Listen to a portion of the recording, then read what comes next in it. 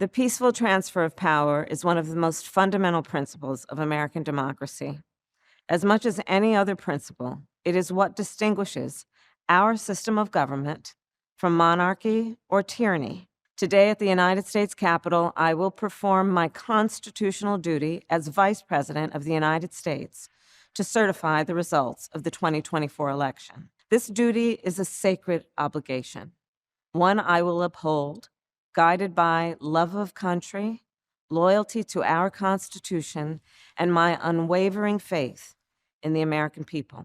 As we have seen, our democracy can be fragile, and it is up to then each one of us to stand up for our most cherished principles and to make sure that in America, our government always remains of the people, by the people, and for the people. Oddly, some people are outraged over VP Harris's message about doing her duty to certify the results of an election that she lost.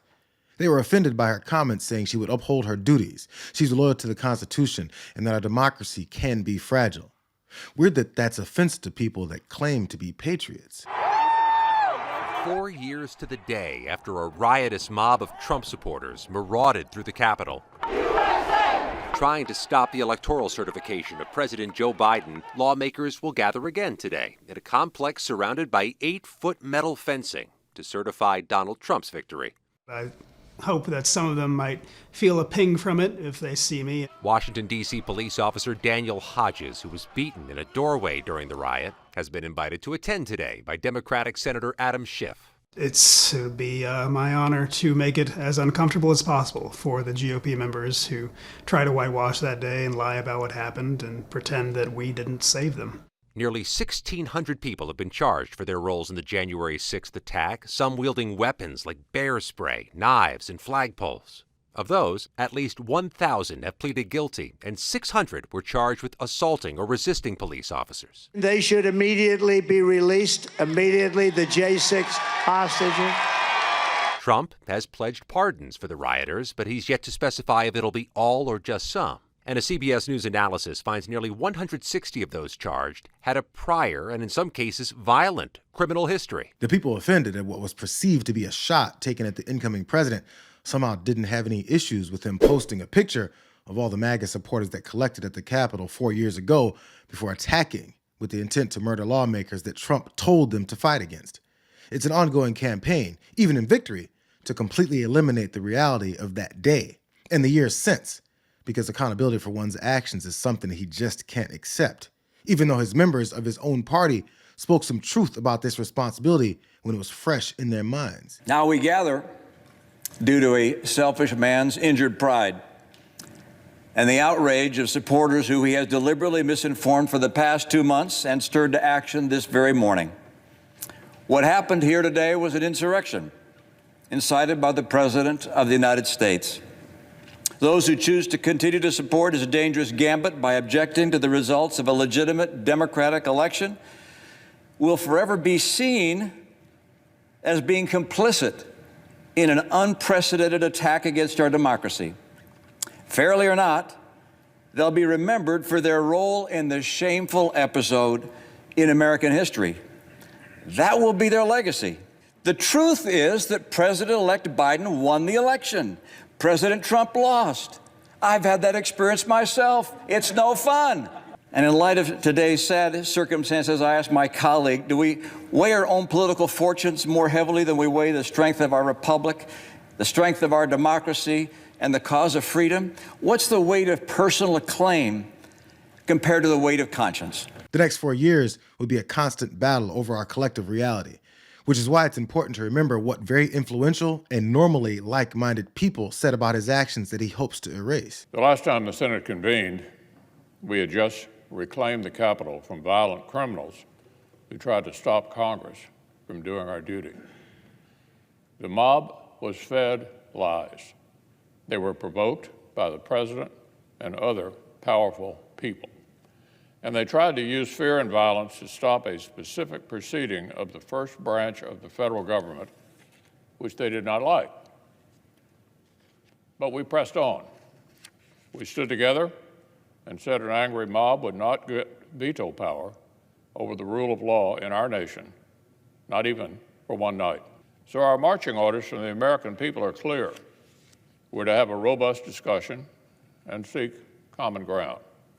We are to pursue bipartisan agreement everywhere we can and check and balance one another respectfully where we must. And through all of this, we must always keep in mind that we're all Americans. We all love this country, and we're all in this together.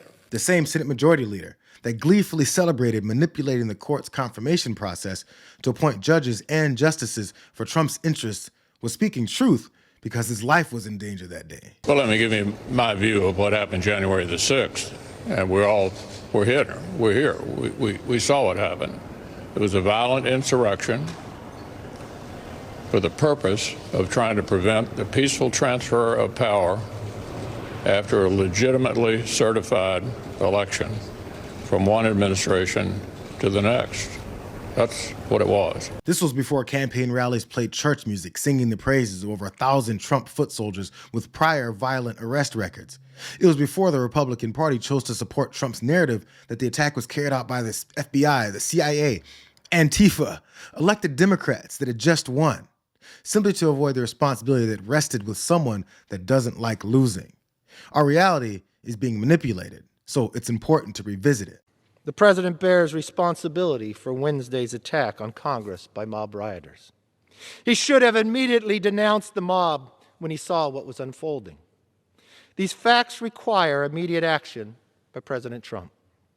Accept his share of responsibility, quell the brewing unrest, and ensure President-elect Biden is able to successfully begin his term. The problem is when he had the opportunity to stop it. You know, you have everybody from Fox News anchors to friends to family begging him to say something to get them to stop, including his vice president. And he was silent. And he didn't say anything. So it was like, why did you allow it to happen? Because when a leader sees something that goes wrong, you use the power of your voice to make it right. That's what's the question is, where was he? Why didn't he do it? It is over. The final thing, Joe Biden, I've traveled the world with Joe. I hoped he lost. I prayed he would lose. He won. He's the legitimate president of the United States. I cannot convince people, certain groups, by my words, but I will tell you by my actions that maybe I, above all others in this body, need to say this.